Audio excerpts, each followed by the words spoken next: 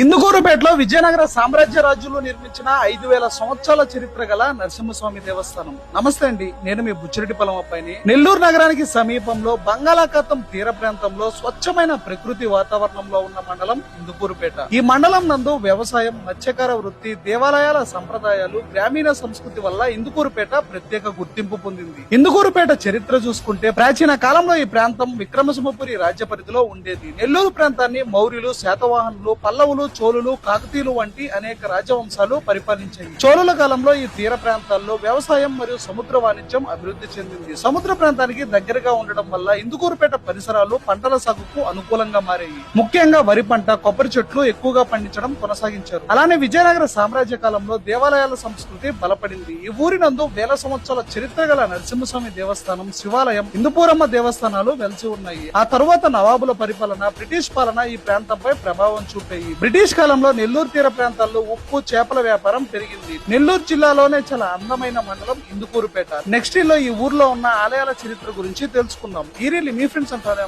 Share చేసేయండి. Signing off, మీ I love Buchireddypalem.